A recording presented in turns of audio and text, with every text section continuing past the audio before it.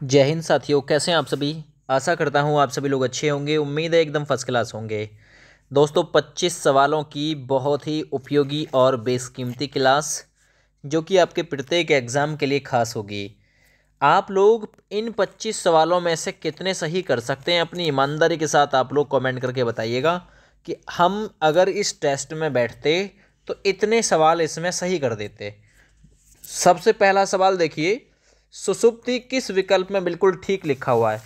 क्या आप लोगों को सुसुप्ति पहचानना आ रहा है इसमें? अगर आ रहा है ना तो कमेंट करके बताइए कि सुसुप्ति किस विकल्प में बिल्कुल ठीक है। ए विकल्प, बी विकल्प, सी विकल्प या डी विकल्प। सुसुप्ति होता है विकल्प। तो देखिए, सुसुप्ति की पहचान होती है, सुसुप्ति में षटकोण जरूर आता है दूसरे नंबर पे। तो ये अगर आप लोगों ने डी वाला विकल्प चुना है ना सुसुप्ति के लिए, तो बिल्कुल ठीक चुना है। सुसुप्ति विकल्प डी में ठीक है।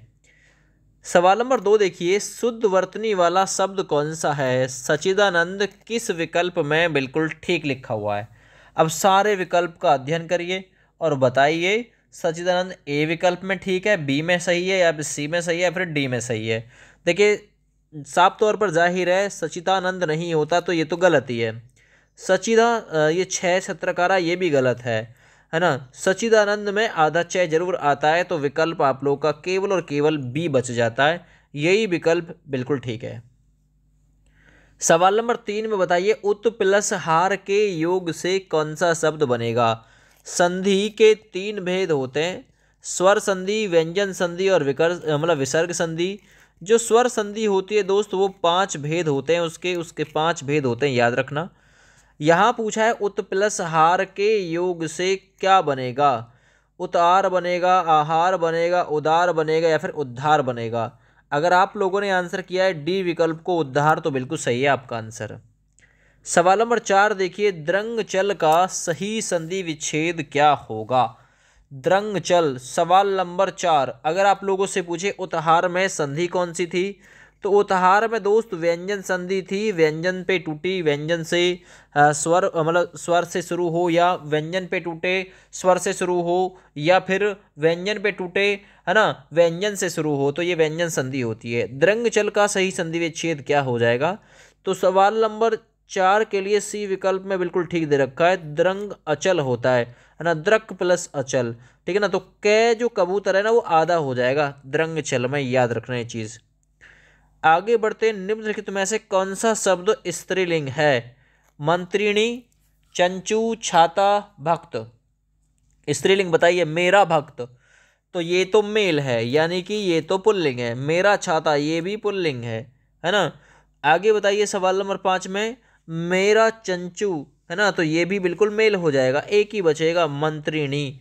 तो ऑप्शन नंबर ए बिल्कुल इसमें स्त्रीलिंग है। सवाल नंबर 6 देखिए, सामग्री का पुल्लिंग शब्द क्या होगा। ये सामग्री है, सामग्री है ना, सामग्री, इसका पुल्लिंग रूप क्या होगा। ये स्त्रीलिंग है, इसका पुल्लिंग रूप बताइए दोस्त क्या होगा।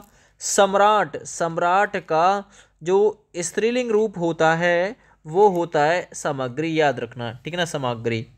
सवाल नंबर 7 देखिए, सभा में 20 लोग थे, इस वाक्य में विशेषण का कौन सा भेद है।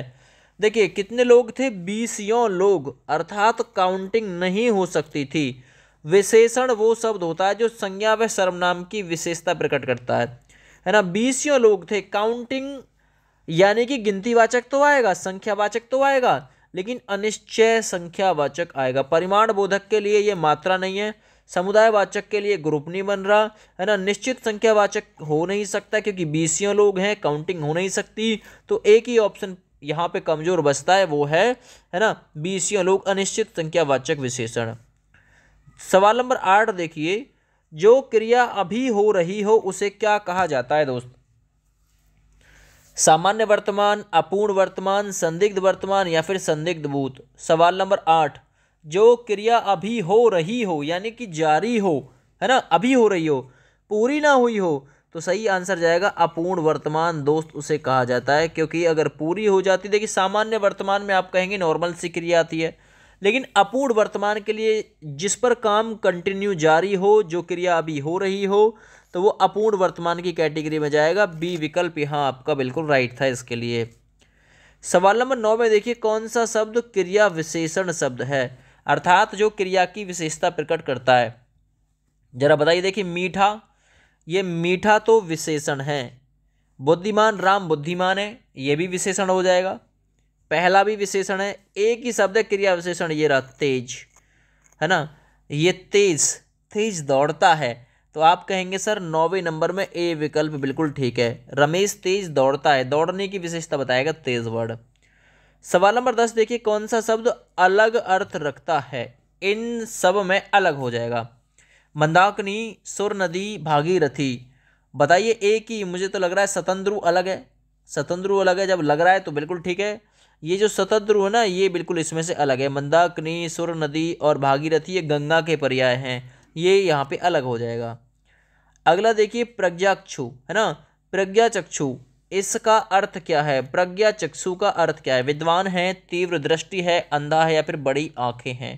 सवाल नंबर 11 बहुत बढ़िया है। इस क्वेश्चन को आप लोग देखिए, ये क्वेश्चन आप लोगों से पूछ रहा है प्रज्ञाचक्षु का अर्थ क्या है, वो होता है विद्वान। इस विकल्प का सही आंसर था, या इस विकल्प या इस क्वेश्चन के लिए सही आंसर लिखा हुआ था विकल्प ए में। सवाल नंबर 12 देखिए अभ्यागत का अर्थ क्या है? अभ्यागत का अर्थ होता है अभी आया हुआ, और अभी आया हुआ आगत भी बोल सकते हैं, मेहमान, पाहुना, आगंतुक।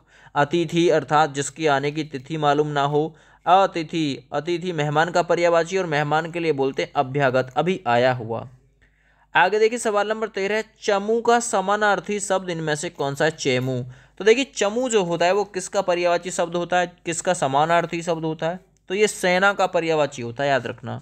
शहर का हो नहीं सकता, पहाड़ का हो नहीं सकता, भोजन का हो नहीं सकता, लेकिन ये सेना का पर्यायवाची शब्द होता है दोस्तों। आगे बताइए सरबरी का अर्थ क्या होता है? सरबरी, तो मैंने आप लोगों को ये चीज़ बताई भी थी। सरबराहट की सी आवाज़ कब आती है? रात्रि में आती है ना, है ना, रात्रि में आती है ना, तो बिल्कुल सही आंसर है। सरबरी का पर्यायवाची शब्द होता है। सबरी नहीं हो सकता, दासी नहीं हो सकता, लड़की नहीं हो सकता, रात्रि होता है सरबरी का पर्यायवाची, है ना। सरसराहट रात में ही होती है। सवाल नंबर 15 देखिए शाश्वत का विलोम क्या होता है? शाश्वत, जरा बताइए।